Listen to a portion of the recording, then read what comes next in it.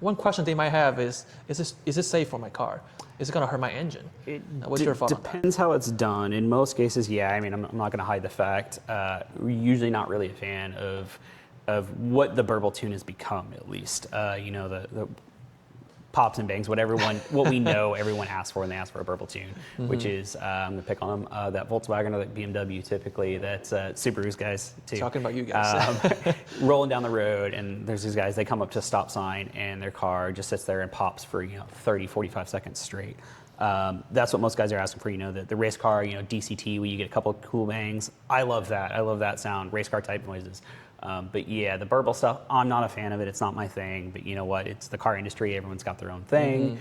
There is a point where if you are making your car extremely obnoxious just to make it obnoxious, and I'm not just picking on the Burble tune guys, that's the diesel, rolling coal guys, guys that are just causing damage. Basically, if you're just doing stuff to your car to be a menace, and you know that what your car does is a menace, you're hurting the rest of the community. That's where we are. The rolling coal guys started a huge train of what completely stunted this industry for a long time, and has resulted in millions upon millions, billions of dollars in fines against some companies, loss of some ability to tune stuff, loss in a lot of parts. Actually, that's things people don't realize. The thing that happened with Cobb when they started removing functions from their ECU, that was due to EPA lawsuits because of functions that there's a very complex legal argument involved here, but there are things that were getting taken out that weren't necessarily a violation or didn't have to be, because that whole idea and what that started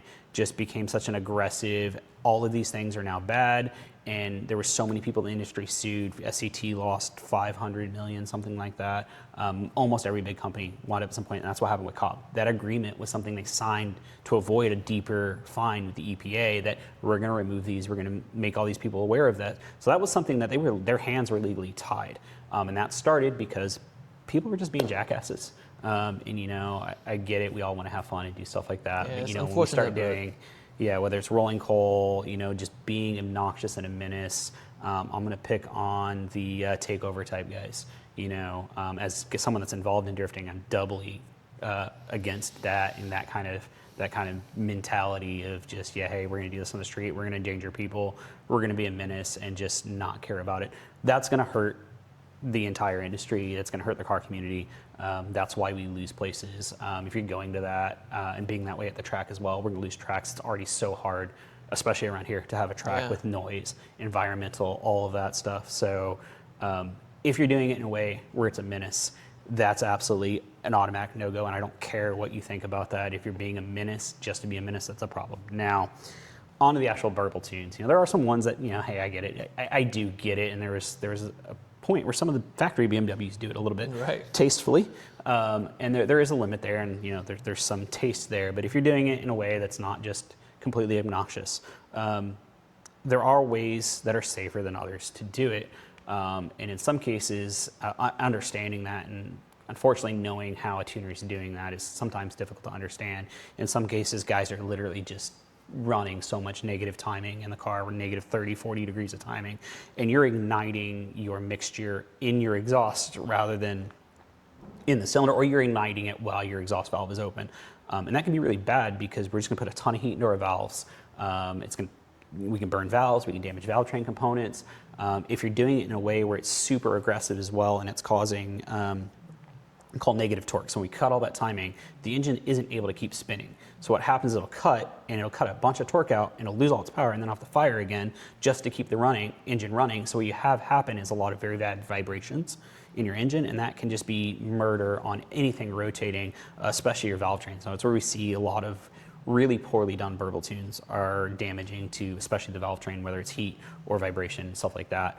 And then on top of that, catalytic converters, mufflers, we see those blown out all the time from those kind of situations. Now, there are ways to do tasteful Burbles with just a little bit of cut, a little bit of fuel, a little bit like that. You're never going to get the 30 seconds of machine gun fire that way. That's always going to be pretty rough. But a little bit of overcut and stuff like that, a little bit of tasteful Burbles. There are some ways to do it there. So understanding how your tuner's getting there, And doing that is very important to understanding how damaging is this going to be.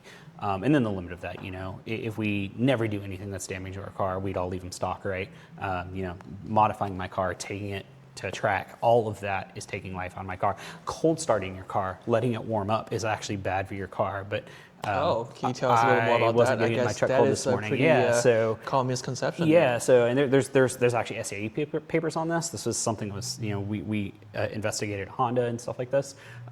There's scientific papers about letting your car start and warm up with the piston sitting there at effectively 1 speed while cold does cause increased wear. Now, you also don't want to take your car out cold and beat on it, but letting it sit there causes some fuel wash down. It causes some wear. You really want to get your engine to temp as quick as possible, but in a safe, controlled way.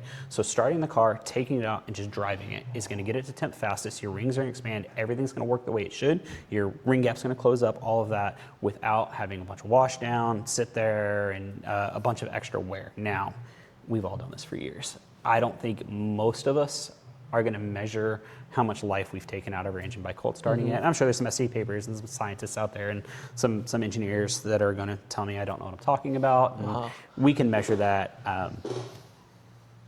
Even if it took a year out of my truck, it was 30 degrees outside this morning. I grew up in Texas. I'm not built for this. So there's a limit for that. Now, again, if you can keep your vehicle inside your garage and let it warm up that way, it is going to be better for it.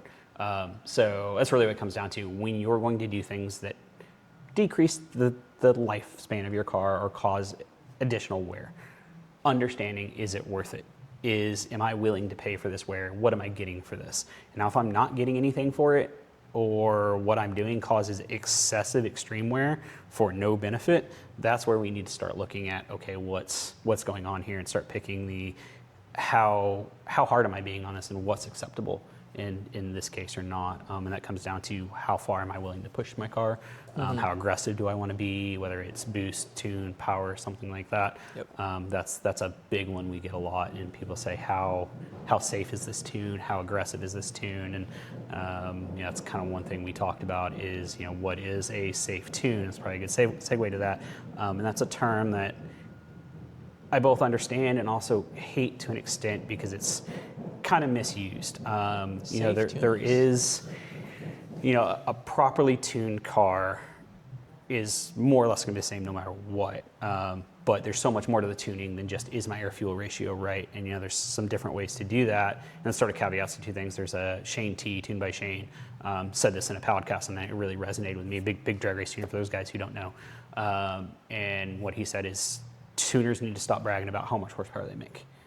Right. If you take the same car to any number of capable tuners, for the most part, they're going to wind up in the same horsepower range because that's what the engine wants.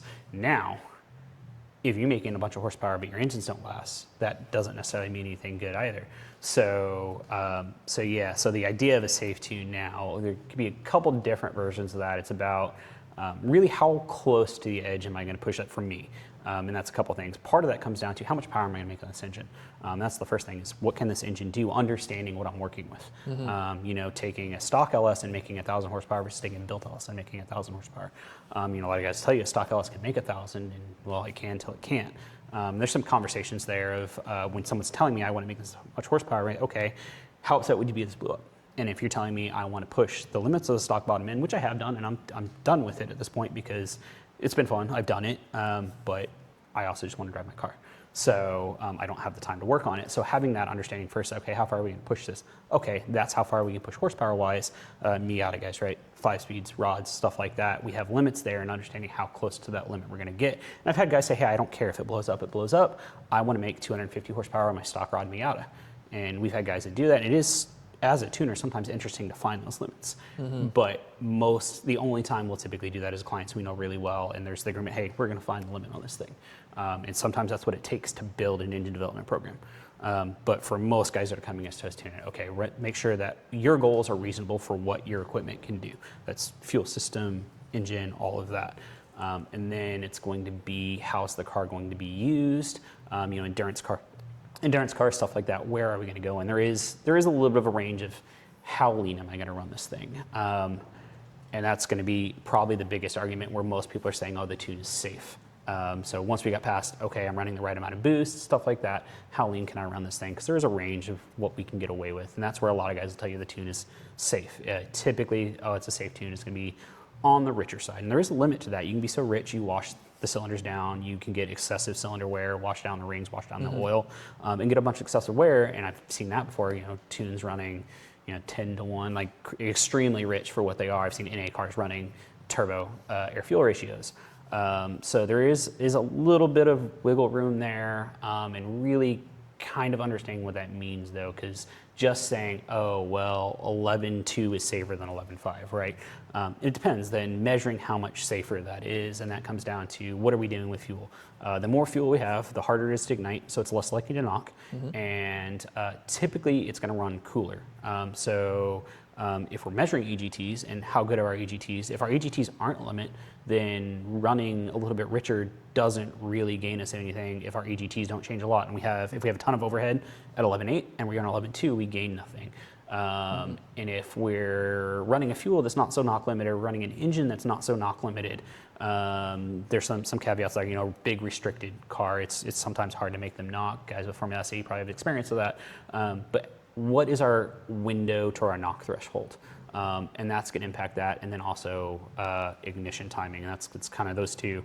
Air fuel is where most people talk about safety. If they're not talking about horsepower limit first, that's really first safe. I'm not safe if I'm not within my window for our equipment. And I think that's the first thing people miss. But yeah, a lot of people say, oh, it's rich, it's got to be safer. And yeah, it does give you a little bit of a window. And when in doubt, lean on the safer side of it if you're not measuring. And not everyone's got EGTs, not everyone has a way to measure or monitor all of this, but having a little bit of understanding of what's going on. And then same thing on the timing. And that's kind of some misconceptions there. How hard are we going to push it that, oh, I ran, peak timing, these will make more power at X amount of timing, and I'm, X degrees off of that, that's safer. And it is to an extent, and it depends on what your limitation is. And then even where your limit was, if a tuner is taking a engine up in timing until it loses power, a lot of times that can be over timed or closer to the edge. So, and a good example we use there, we explain to people when you're getting into tuning and not sure where you'd be if, say, for an LS you add a degree of timing and you get 20 horsepower. And then I add another degree and I get 20 horsepower. And then I add another degree and I get 6 horsepower. A lot of cases you've already seen your gain. You've seen diminishing returns. Thank you. That's the word I couldn't think of. You've got diminishing returns. Yep. In a lot of cases, in those safe tunes, we might hang out in that range. Again, depends on fuel and a lot of other factors. So again, tuners shouldn't talk in absolutes, but in general, that's a good place to, okay, this is where this engine is happy. Going past this is getting me closer and closer to that edge, and every step I go further is closer. And in cases where an engine might be getting pushed hard and knock limited, where we're not trying to make every ounce of horsepower out, we might leave it there. And that, to me, is what I might consider a safe tune. Now, a drag guy or a guy that wants to make every horsepower say, hey, I need an extra mile an hour, or a drift guy is like, hey, I need an extra 10 horsepower this round. It's like, okay, you can be here. There is less of a margin to safety there. So we can put it there, and then the other side of it is in stock ECUs where you see knock, and yes, they have knock sensors. You're going to make less horsepower riding that knock control and letting the ECU correct for it because they have to pull out so much to be safe. So we don't want the knock control to be our first line of defense. That's there of, hey, we went too far. If we're always seeing knock correction, then we push the engine too far. In a lot of cases, knock is probably one of the most incorrectly set up things on most cars that are tuned. We could do a whole conversation about knock, and everyone's going to get mad about it. There are ways to use knock, using knock ears, something like that, depending on how far you're going with the tune.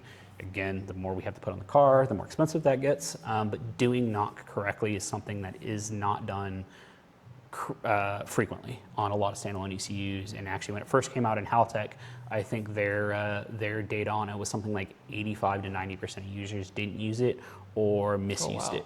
Now, this is back when it first came out on the Elite Series ECUs in 2008, 9, 10. This probably changed a little bit, but I would still say most people aren't verifying their knock frequency. They're not verifying a lot of stuff, and they're just turning it on and saying, hey, I didn't see knock on my sensor, we're good. But if you don't know if your knock is correct, and that's what I was doing when you walked in on this vehicle, was setting up our knock thresholds.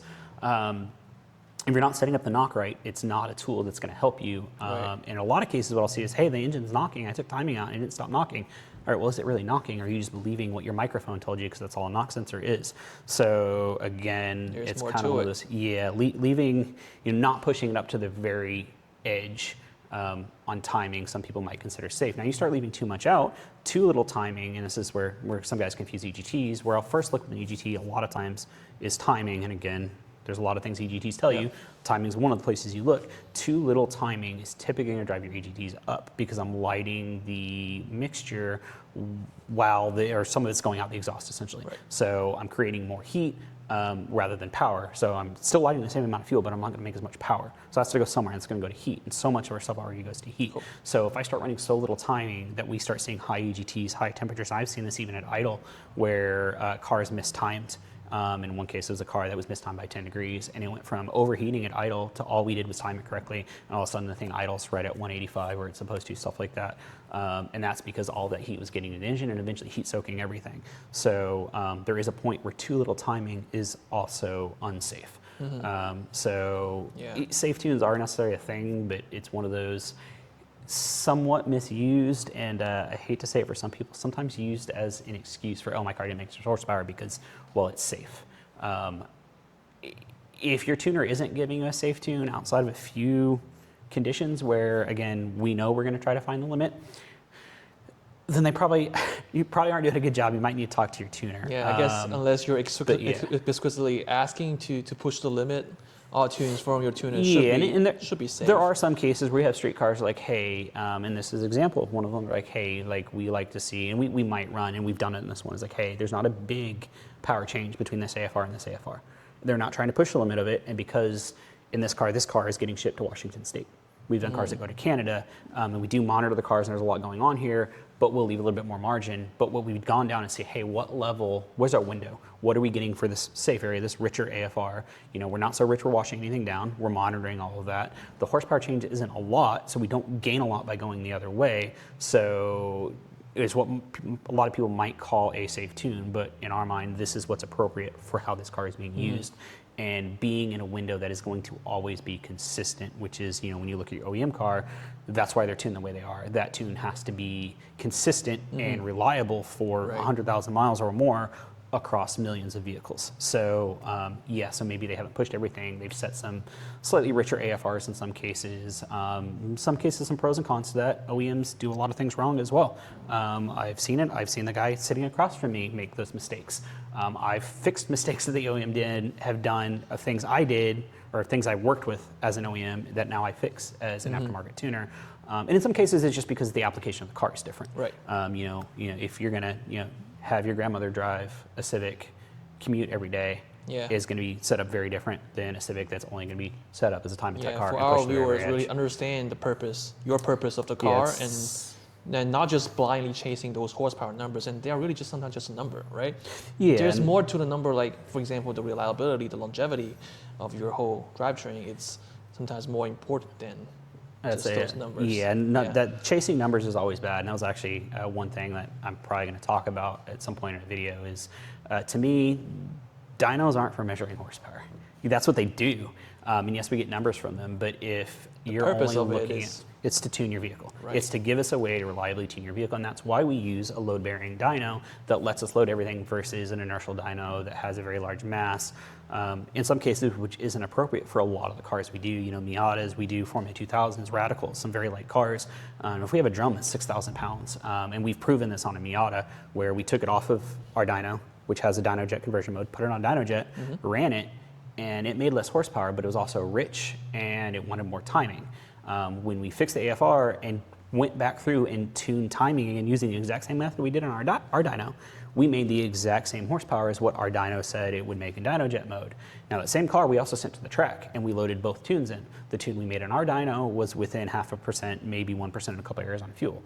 The dyno jet tune we put in there was off by the exact same amount. It was off when we switched dynos, which showed that the fueling we did on our dyno was correct for what the car wants, the way it's actually loaded. And that's, again, not to pick on dyno jets. That's a whole big conversation about dynos and different conversation. It's preference and stuff like that. It depends on what you're doing with your dyno. But understanding what data you're getting and how you're tuning the car again. It needs to be correct for what you're doing with it. And Cool. at the end of the day, our dyno needs to give us the tools we need to properly calibrate the car at the end of the day. Yes. And what the number is at the end of the day, yes, accuracy, so we can measure between things, but as long as it's consistent, and especially it's consistent across different vehicles, that should be the same. That's the biggest thing that matters, and that's what's great with our dynos, and we've got it on this car. We've got cars that will do 20, 30 pulls all within a horsepower of each other. And that's really what we're looking for, is consistency. See, we know what we did was, one, accurate, and two, actually made gains that we're not seeing a gain due to the car was strapped incorrectly, the roller was a little bit different, the brake drug that run, something like that. We need to know that the changes we're doing, we can measure what effect they have on the vehicle and confirm that they're correct for what the vehicle wants. Cool. So. All right, I guess the last question before we jump into some fun Q&A about yourself. What is your opinion on E85? We all know that E85 burns a little bit cooler, it's less likely to prone to knock, but is there any downside of E85? And is it something that you would say it's a no-brainer that I would just like throw E85 on every car, that I tune, for either a street car, race car, drift car? Is E85 the answer? I have a love-hate relationship with E85. We're going to start with E85 is not race gas. It's a bad example for race gas, and I say this working for a team that runs race E85. There are, now that said, all of the cars in my garage have flex fuel sensors on them, and I run an E85 in them.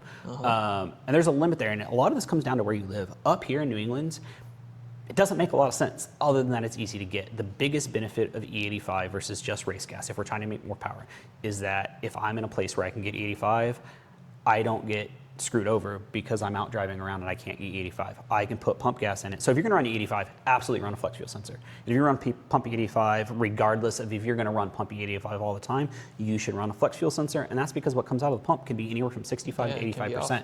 So, and really the knock resistance, again, speaking in general here, doesn't change much over 65% to 85%. Until you start pushing the very, very edge. But what does change is stoic by quite a bit. It's 9.85 at E85, and it's, I don't remember the number exactly, at E60, 65, it's in the 11s somewhere. But it's a drastically big difference in how much fuel the car wants. And if you're not measuring that, you're gonna just be having error in your fuel map. So just having a flex fuel sensor for that is very important if you're running flex fuel. There is power benefits to be had for it. It does burn somewhat cooler. There's a bunch of arguments for that. It primarily burns cooler more because of the volume of it than anything else. Methanol and some other things cool much better, but methanol is also because of the volume. Methanol is going to be running anywhere from 3 to 5 to 1 AFRs. It's a ton of fuel. So it does keep things cooler, and there are some benefits there. What I don't like about ethanol is, one, the amount you run, so you need way more fuel system for it. There is the corrosiveness on your fuel system. For the most part, most components can deal with that now. Understanding a little bit, if you're going to go buy, just random rubber hose and not know, then that might be a problem. But if you're building race cars, for the most part, even PTFE line stuff is always good. But there's even non-PTFE line stuff that's been proven to work really well with ethanol. So I feel like that, for the most part, isn't a great argument anymore, unless you're picking components incorrectly. If I have a bare aluminum tank, I'm putting 85 in it, that's going to be a problem from running a classic car that hasn't been built to do this. So that to me isn't a big thing, but the amount of fuel you're running. It takes a lot to cold start. At really extreme temperatures, alcohol does not like light. So when we're running E85, or in the case of the race cars, E98, we're lighting off the gasoline that's in there. That's why they can sometimes be difficult to cold start. So it takes a lot more fuel. Now the downside of that is a lot of my alcohol is just falling out. It's washing my cylinders down. It's getting into my oil, especially if you're cold starting it. And now back to, if I'm cold starting it and letting the thing warm up with ethanol in it, I'm gonna be washing to my fuel system. So you absolutely should be doing oil changes more often because you're always going to be getting more in there. It's hygroscopic, so it pulls in moisture. So again, if it's doing that, pulling in moisture, and that's getting in my engine, and I'm sitting there idling, I need to burn that off. So there is some downsides there to the amount you're running. The wash down needs to burn off. That's really the biggest one. It's just the amount it is, and there's downsides to that wash down, excessive wear, stuff like that. There are ways around it, and again, for using this in race cars, it may not be a big thing, but it does do that. It has a tendency to kind of clean some stuff, so it makes it hard to see some stuff. Not necessarily a bad thing. But yeah, there are some downsides there. The biggest downside to me, and why I say this isn't race gas, is yes, it has a higher octane rating, but if you're just looking at octane rating, and all octane is how hard this thing is to light, essentially, which in theory means it's harder to make this fuel knock. But if all I'm looking at octane, that doesn't tell the whole story. There are two parts of this in pump gas, and pump ethanol. One, we don't always know what that pump ethanol is being mixed with. So we don't know what the base of that fuel is, and there's some other fuel parameters that matter to combustion as well. Rated vapor pressure, boiling points, stuff like that. We can get real nerdy about fuel if you want to. Those can vary a lot and still have the same octane rating. And that matters when we start pushing things, especially on boost, heat, stuff like that. Ethanol will have a much tighter window versus some race gases to things like pre-ignition. So it won't light, and all of a sudden it'll light and you'll get pre-ignition and a lot of damage that way. So there's not a lot of warning. So its window, for example, is I don't call it narrower because it's not necessarily, again, this is application specific a little bit. But yeah, it's you don't have this really forgiving tuning window on it. Now, for most vehicles, it's probably not a problem. If you're pushing to that very narrow edge, you're pushing it pretty far. But it's not quite as stable as, say, some other fuels, and boiling point is the one I look at a lot. I'm a huge C16 fan. There are a bunch of other race gases. C16 is one that's just an easy go-to. I can put it in a bunch of cars and know that I don't have to worry about that car. I don't have to worry about people babysitting that car.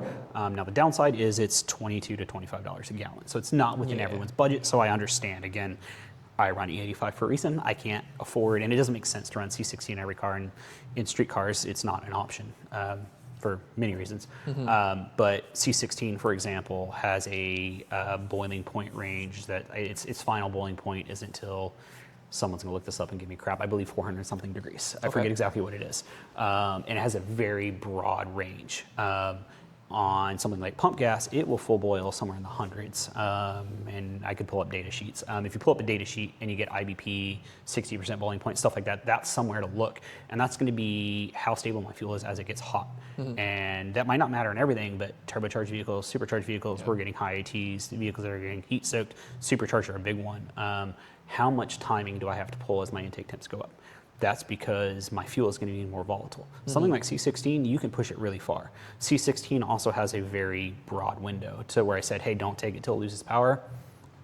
If you go that far on C16, you still messed up, but you can, C16, you can, again, relatively take it, hey, I didn't gain it, okay, I'm going to see it. Am I really at my peak position, or am I in this weird little plateau? Because when you start pushing certain cars, we saw it happen on Simon Olsen's car. I was like, looks like we're not picking up as much. And we're like, you know what? We're stable on the fuel. We're going to do another degree. And we saw a big gain. And what happens, we were just in this little plateau, some stuff like that. And again, that's where the experience with tuning comes in, is every rule said I should have stopped there. Awesome. Or vice versa, every rule said I should have gone. And, works the way I either lost horsepower or I sent my rods into orbit. But yeah, that's where understanding what you need. I don't necessarily have a problem with E85. It's just not always the best answer. It's a good option for street cars because it's available at the pump in places where it's not as expensive as up here. Up here, it costs more than premium. When I was in Ohio, it was half the cost as premium. So it's absolutely no brainer. So again, the cost between your fuel system, the cost of the fuel itself, you're going to go through, by just Stoic, it says 40%. And generally, you're going to go through 50 to 60% more fuel on ethanol, depending on what you're doing, how much you're idling, stuff like that. It does make more power. Ethanol, in some cases, likes to be really rich. You actually gain horsepower running them richer. Again, not in every case, but when you're tuning, that's one thing you figure out is where's my peak horsepower. The cooling effect, there are some benefits to it, but there are some downsides. And at the end of the day, it's not a replacement when you really need a proper race fuel. So again, understanding what does your car need, how far are we pushing it, and now, like I said, if you brought me your car when you're NA and I told you to put C16 in it, you should have taken your car somewhere else. There was going to be no benefit. If you take a stock Miata that may not be knock limited, a stock NA Miata, and I put C16 in it, you're probably not going to gain any horsepower. Just putting more timing in your car isn't necessarily going to make more horsepower. The only time more timing is going to make more horsepower is if I'm knock limited and I had to stop before I peaked on horsepower. So that's where you need octane. So putting 93 octane in your 1990 Camry isn't going to make more horsepower than 87 if the car isn't knock limited on 87. So Cool. again, the right fuel and the right parts for what your goals in your vehicle are. Right. Awesome. All right. Now let's jump into some fun Q&A about yourself, I God. guess. Can you give us like 3 your favorite and your hate the most platform to tune? Oh man. Um, do you want to pick on ECU in particular here, or on vehicle in general? Maybe I'll say it's up to you. I mean, let's probably easier to We'll kind of do on it both. vehicle. Okay. Platform-wise, I kind of already touched on this. Hate to a certain extent is the open source type stuff. Megasquirt, Speedwino, Rust EFI. And it's not that I absolutely hate to do them. It's just that it can be a crapshoot what you're getting with a car. And I hate saying it that way, but budget parts usually equals budget car. And there are a lot of different ways to build a budget car. And if guys just built the car with the cheapest parts possible, in general, there's other budget things that are done. Now, if that was done because it fit and it worked and all the other parts are right, then it'd been okay. And I've done a bunch of those cars. Again, my own car has a Speedwino in it right now. We're using it as a test vehicle. And I've done other cars that are fine that way. But just purely statistically driven, more of those vehicles are having more problems. And it really comes down to not because of the ECU, but because that was chosen for budget reasons, which means a lot of other things were chosen for purely budget reasons. So in general, the vehicle isn't built as well. Vehicle platform,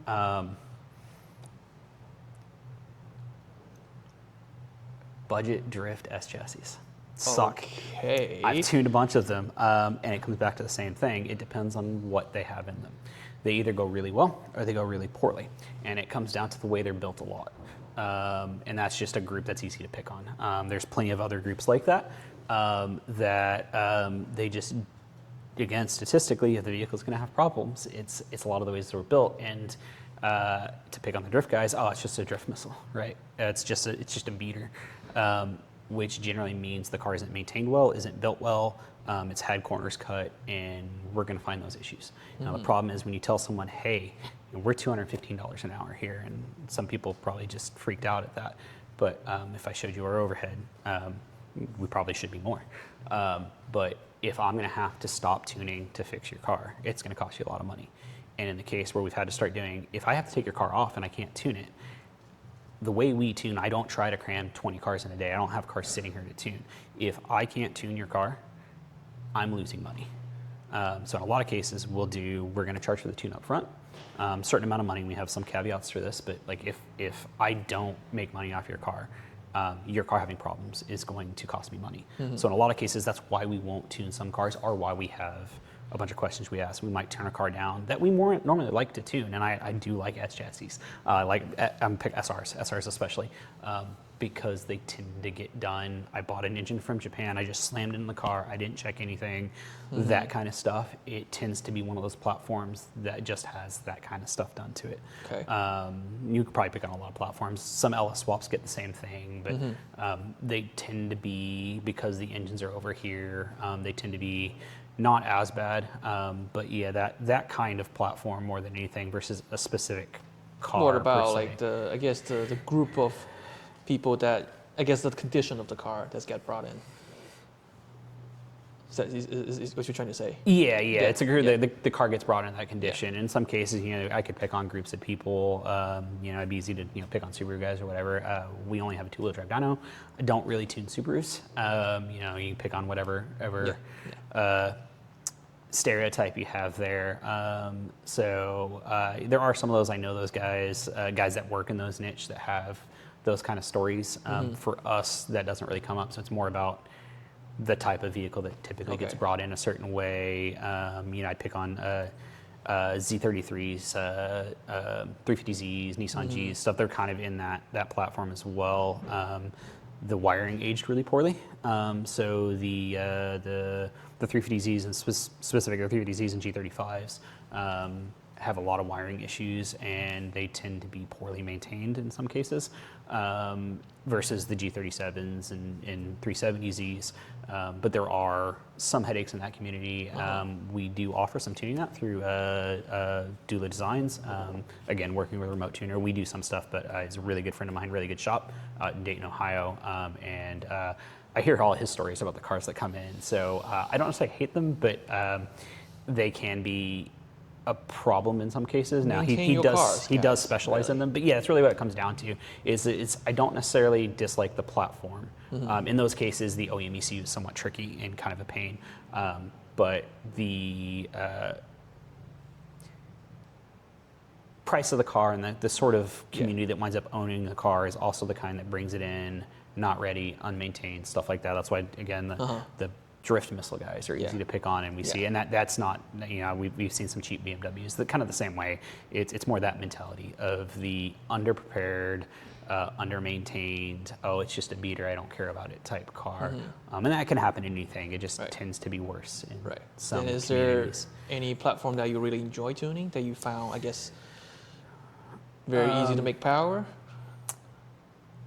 If we're just going to pick some in general, very well built with proper ECU and stuff, JZs and LSs, probably both of those. If I had to pick one, being a guy that's primarily an LS guy, probably the JZ though. They're so good to make power on. They're so smooth. Those are just, they're really enjoyable to tune. LSs are the same thing, but they're a little bit more raw sometimes. When you start leaning on an LS at high RPM, even when I know they're good for it, and we built some dirt track engines, we got one coming in that are revving to 8-9 grand, it feels wrong. Push rod tractor engines revving to 9 grand, and I know they're fine. They've been running the engine dyno there, but it's just in the car when you're on a chassis dyno, you can feel all the revs. We're a JZ at 85. They work really well. They respond really well. They're pretty straightforward for the most part to tune. S54s are really enjoyable too, but they are very finicky. So it's a little bit more mental work to do. And yeah, just the ability to make the power out of a JZ. I love the way RBs sound. I'm not necessarily an RB fan directly. Cost, amount to make power, stuff like that. They are neat engines. I don't necessarily dislike tuning them, but they can be finicky as well. Kind of same thing with an S54 for different reasons. But yeah, Vanos on an S54 can be a little bit time consuming to get right when you start doing cams, and some of the other stuff to go on with the drive-by-wire on an S54 is a little picky. JZs are just smooth. They're very enjoyable to tune. They always make good power. They're pretty straightforward to, hey, do these mods. And that's kind of, there's only, there are a handful of cam choices, but for the most part, they are pretty consistent in how they respond to the mods versus an LS. You can tell me I got an X cam that's it's a 232 duration cam, and I'm like, cool. I've had, those can be any 6 different ways. So if I had to pick one, probably the JZ, which, being an LS guy, I've actually never owned a JZ car myself. I've tuned a bunch, I've driven a bunch, but there's just something very, very satisfying about working with them. Cool. It's the highest horsepower car I've ever tuned has been a JZ. So. Okay. Then maybe can you give us your top 5 favorite car? It's gonna be tough. That comes back to what are we going to drive? There are cars I really enjoy that are terrible cars or just not good cars, and you will put Miata on that list. I've owned a bunch of them. I really like Miatas. I enjoy driving them. They're not good cars. They are great to drive. They turn in really great, then they tend to understeer and all this other things. And yes, you can address all of that. You can do this and that. But at the end of the day, they're floppy. They don't make power. They really don't. They handle well, but only in a certain realm. As soon as you overtire them, they understeer real bad. But they are very enjoyable to drive, and I think it's a good learning experience for everybody. Miata. And everyone will always enjoy driving one. But that doesn't mean it's one of the greatest cars ever made. Right. And again, I drive a modern, a 2005 GTO. Same thing. I love driving the car. It's comfortable. It's not a great car in a lot of different ways. Mine makes way too much horsepower when it's not braking its engine.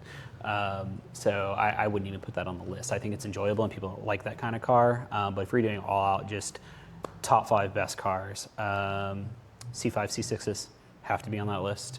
They work. They handle well. They make good power. They're very well built if you can get over the crappy interior, especially in the C5s.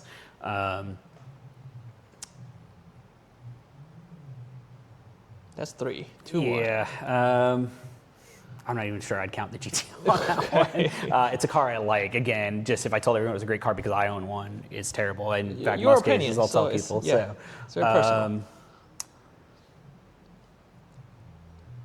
E46 M3. E46 M3. It's one of Classic. those. There are a lot of things. For the longest time, I don't want to say I hated them. I hated how they were treated. I hated the pedestal they were put on. And I've driven a bunch since then, and I understand to an extent. I still think I put the Miata in the same group. They are sometimes over-idolized, and the flaws are overlooked. But overall, they are a great chassis. They handle really well. The S54 is a great engine. They have their downsides and stuff like that. It means things that have to be addressed. But just overall, it's a very enjoyable car to drive, and I understand that.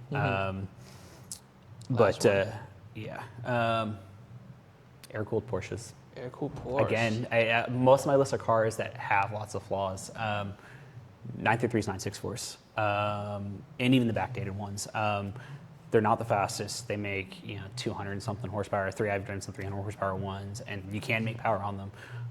There is something about the experience driving one and the feedback they get that I've driven 1100 horsepower A90 Supras. We actually haven't made that public yet. That's how much horsepower that car made. 1135.9 if anyone's counting. It'll be out by the time this video is out. That car's gonna be at Long Beach. It better be announced by this Thursday. So I've driven those.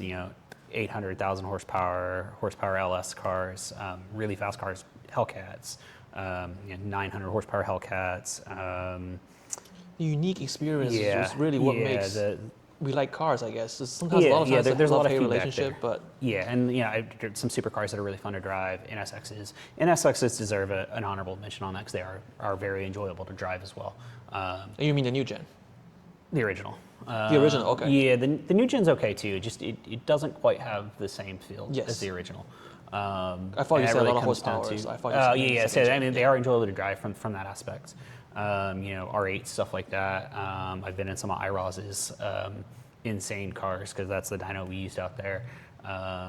There are a bunch of crazy cars. M2s, M4s are again really fun, enjoyable cars to drive. And my wife's 135i that makes 480 wheel horsepower.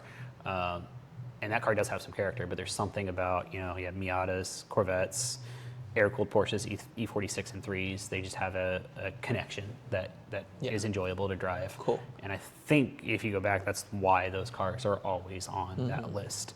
And that's outside of cost. Some people put them like, oh, you can get that without the cost. But put cost aside, just go drive the car because 964 air-cooled Porsche is not cheap. No. But driving one of those, and I've driven both outlaw ones that are modified and stock ones, and they both have character. And as long as you don't destroy that character modifying them, I think that's a car that a lot of people don't drive or understand, and they just look at it as like, oh, they're expensive, they're great. But they have a lot of character, and I did not put the E30 M3 on there. They are enjoyable to drive to a certain extent, but if we're going to pick some cars in that, I would have an air-cooled Porsche over an E30 M3. Okay. Sorry, everybody who's E30 M3 F-tuned, but the connection on that air-cooled Porsche, there's a feeling there that I don't know how to put it in words, but that's probably what makes it such a good car. Yes. If you can explain why it's a good car, if you can put it on paper and spec bench race it, then it's probably not. If that's what you have to do to justify it, it's probably not as good a car. Spec sheet might not, spec sheet is something numbers. A good car is the car that just it makes you feel connected to it. I think Jeremy Clarkson, some of the guys on Top Gear talked about that. It's that car that makes you feel connected. It makes you feel like it's real, and sometimes that's because it's acting up or it has character. But the car that just gives you that feeling when you're driving, and when you park it and you walk away from it, you got to look back over your shoulder, and it's not just because look at my my expensive supercar or whatever, which I enjoy a bunch of those cars, but because there's some unspoken connection to this car that isn't the greatest car, but you love it despite all of that. Right. Right. So those parts almost make it more enjoyable, and that's why we all have connections to our crappy old cars. So. Yes. I guess very quickly, kind of going off that, you're a road race guy. So what would be your top 5 recommended platform to get into to start doing some track days or time attack or even wheel to wheel? Very quickly, top 5. Miata has to make it on that list, and I hate being stereotypical on that, but there's a reason it's on everybody's list. E36, E46 BMWs. E36, Not necessarily, E46. not necessarily M3s. They are great track cars, but price-wise, any decent chassis, decent engine, because it's a good chassis. That's Would you good put to build. E90 in there as well, or? Depends. Not they are good track cars, and some of those chassis are decent up there, but I feel like they're starting to get a little disconnected a little bit. The feel you get in what some of those other underpowered chassis teach you. I don't feel as confident in the E90. We've won endurance races in an E90. Yeah, they're heavy cars. So one of my customers, and it's maybe not the best. He's like, it's kind of like an overpowered Miata. It's the same horsepower to weight. You kind of have to throw it in the same way, stuff like that. But yes, I have a V8 revving to $8,000 or whatever, but it's only making 300 and something odd horsepower. So nothing against the chassis, but I think for the cost they get there and a little bit of the disconnect you get when you start getting some of the electric power steering, some of the issues you deal with, the engines aren't necessarily as reliable, and that's part of it. If you're going to buy a car to get track experience and seat time, you need to be able to beat the crap out of the car and deal with it. And you should be maintaining your car, but do as I say, not as I do. I don't get to drive that often. And there's times like my car hasn't been ready and I get a call from someone at comms like, hey, there's a seat open. And there's one point I literally hadn't touched my car in a year and a half. They called me at 5 in the morning. I ran out to the garage, made sure it was good. Had to street drive the car because my tow rig was at the shop at the time. And I didn't think I'd make it to the track. So I drug the trailer out with my wife's Escape. It's out of warranty now, so Ford doesn't care about this. So I could get the car out, so I could look it over, and then I street drove it to an event, and then street drove it home. And had to do some bolt checks out the track from things I missed. So do as I say, not as I do. Don't always do it that way, but more time working in your car and with an unreliable car and dealing with issues than to take away from your seat time. More money for the track at the end of the day. So if I'm going through more consumables, whether it's tires, brakes, and heavy cars are going to go through that. That's why I got rid of my 700 and something odd horsepower turbo LS FDR or FCR X7 because it was just I could do 2 seasons for what that car cost me for one event for the most part. All right, now we have 2. So Miata, E36, E46. 8th gen Civics. Okay. Same reason. Just I'm not a front wheel drive guy, but they have good dynamics. They are super reliable. They are low cost to operate. And I think they teach people a lot of really good... 8th gen Civics over, I guess, the original CRX or the EK EGs? EGs are probably okay. The 8th gens are just modern enough that they have a bunch of newer stuff on them. There's less stuff you're going to have to do to get them up to track spec. Okay. For lack of, I guess, for a better example. Okay. Civics in general, those Gen Civics, the 8th Gen just in general, it's modern enough. There's not a lot of crazy stuff you have to do, whereas I feel like if someone buys an EG, they're like, oh, and I got to mod my B series, I got to do this. And the biggest thing is tunability, Flash Pro. I'm not having to go do socketed Honda data, stuff like that. There's just being more modern, I think, is going to make it a little bit easier to use. And there's just the K series in them is going to be a little bit easier to get parts for and stuff like that, and less likely to be hacked on and modified. Right. So, that's 3. 2 more. Man, you never go wrong with a Corvette. And it's not say the wrong answer for an initial track car, but I know there's so many C5, C6, yeah, C7 guys it is a good chassis. And it is something, if you understand what you're doing, even if it is your first track car, you can learn it correctly. The only concern I have there, if someone's that, I've owned fast cars my whole life, so it's not a big deal. Owning a fast car versus driving a fast car on track is very different. And you can learn a lot of really bad habits driving a fast car on track if you don't have the proper instructor. I think I think a C5 or something like that is a good example. They're cheap enough. They're not so fast that they're insane. And as long as you get a good instructor that's not going to let you learn those bad habits, that would be a great chassis. Now, if you're the guy taking a brand new C7 to the Z06 to the chassis or to the track, and you've got a Miata on your bumper down a straight, like lifting so they don't hit you down the straight, and you still won't give them a point by, maybe that's not the best chassis for you. Not that that's a personal experience or anything, but my car only made 120 horsepower. I shouldn't have been up a bumper. So I think it's a good chassis, but that starts getting into the pick it for the right reasons. So yeah, C5 is another one that's going to be decent to operate on track. All right, So I got last one one. more. Oh, man. One eternity later. Kind of There's a tough. couple of the Volkswagens and stuff like that. I have a hard time recommending them just because of maintenance and stuff like that. Some of the Gen 1.8 GTIs and stuff like that would be a decent option. Would you put 86 BRZ in this conversation? Yeah, there you go. As I was trying to work at that's a good option. It's a car I've quasi-owned. I took care of it for 3 years, so it was my brother's car. Okay.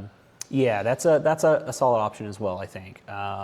Again, understanding what you're doing with it, as long as those guys don't go chasing horsepower and stuff like that. But they are a very well-balanced chassis. They're easy to set up, and I think they're somewhat affordable. I mean, they're as affordable as some of the other cars we put on that list. So yeah, that's probably one of the other good ones. I was just playing around with MR2s and stuff like that. MRSs should deserve an honorable mention on that list. My only problem with them With is an engine swap. Even with the stock engine, just Okay. because, again, not chasing horsepower, we're talking seat time cars. They handle really well as a good chassis. You can eventually engine swap them, but again, until that's what's holding you back, leave it. But I feel like those cars got a really bad rap as the hairdressers MR2 because they're not an SW20. They're not a turbo 3S GTE. And they do look a little funky until you start doing a couple things to them, but they are a really good chassis. And the only problem I have with them is that most of us didn't recognize this when they were $2,000, and now Yeah. they're all $9,000 to $15,000. Yeah, So, which is kind of absurd. yeah, would I think say. the MRS and the Boxster deserve an honorable mention on that, and if you can get one for the right price.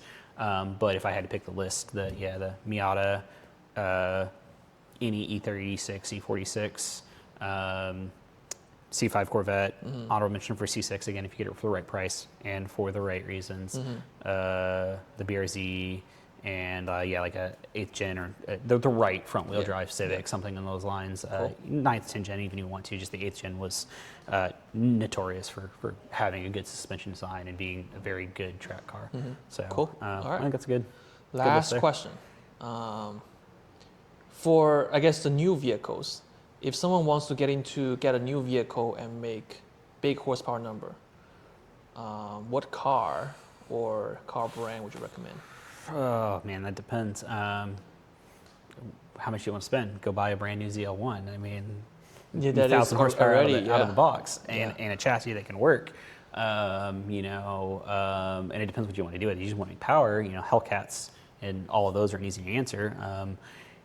I absolutely would never own one of those cars myself. All of the boat jokes are 100% true. I get why people enjoy them, and it's a different kind of car. But if you're talking, I want to enjoy a car in, curvy roads, track, something like that, it's probably not what I'd pick. I guess besides that, But if we're gonna build coming out something, from factory that is already high horsepower.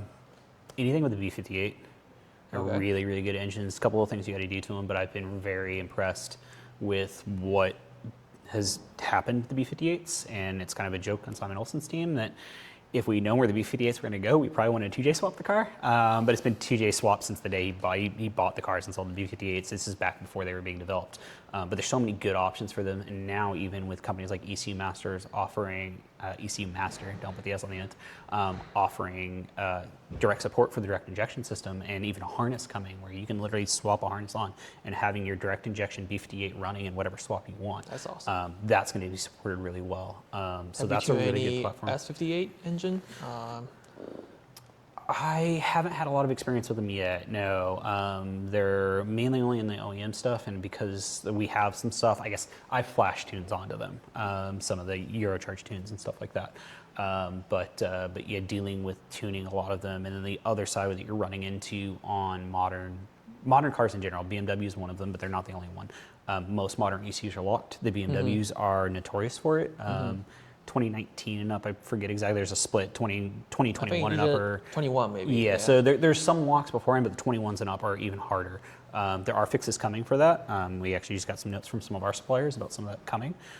So it is getting easier, but there's still some limitations there and some concerns. At one point, it was a 50-50 chance if you brick your ECU. So, Right, and that's something that you don't want so to see. yeah, that's been one of the things holding some of those back, and that's where the B58 got a lot of support early, unlocking them and stuff like that. And now that we're getting standalones on them. Yeah, if I had to pick one right now, the B58. Some of the LTs, what GM is doing with some of their LTs, those are making really good power.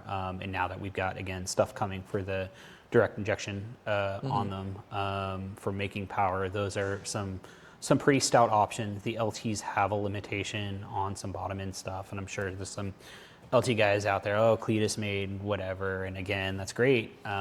You can make all the power you want if you don't care when it makes no power and you put your rod into orbit. Yeah. And there's some limitations for how strong things are, but yeah, the B58s, I think, if I had to pick one right now, just take a pretty good beating, and bolt-ons, intercooler, and a flash tune, and they're making some of the A90s and some of the F chassis are making 700-800 horsepower on E85 and stuff like that with crank pulley options and basically the couple of the bulletproofing things, and then just some supporting mods. And anytime you can do that, that is impressive. So, and at the end of the day, they're actually really good chassis. As much crap as the A90 got for being not a Supra. Outside of, it's hard to see out of, and it's small. It's a very enjoyable chassis to drive. Yeah. So cool. Awesome. Awesome. Thank you, Brian, for talking with us today. Again, Tuner Tools here in Billerica, Massachusetts. If you have your car needs to get a tune, get custom wireless, some other race car prep, whatever needs, please hit them up. Brian is here to help you with all your needs. And if you haven't downloaded Revhaus, make sure you download Revhaus. We are a car meet discovery platform as well as performance shop recommendation.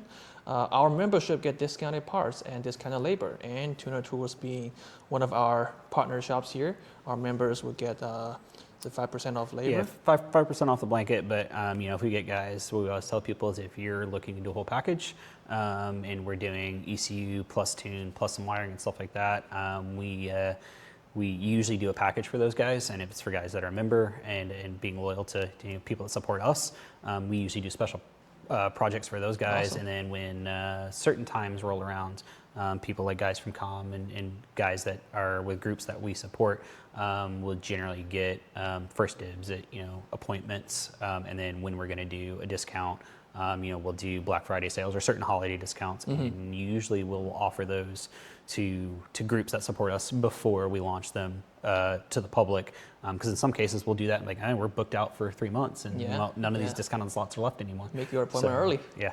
That's a big one. Yeah, if you need something, especially right now during race season, don't wait until you think we have an appointment. Book your time and get in early. And unfortunately, sometimes that might mean you got to wait a little bit, but we'll try to get you in as soon as we can. Cool, awesome. All right, thank you guys for staying tuned on the video. Don't forget to subscribe to the channel, download the app, follow Brian. He has his own Facebook and Instagram account, where he will explain to you guys more about tuning, debunk more of these myths, and keep on educating guys about tuning this industry in general. So thank you again, Brian, appreciate it, for staying with us. All right, see you guys in the next one.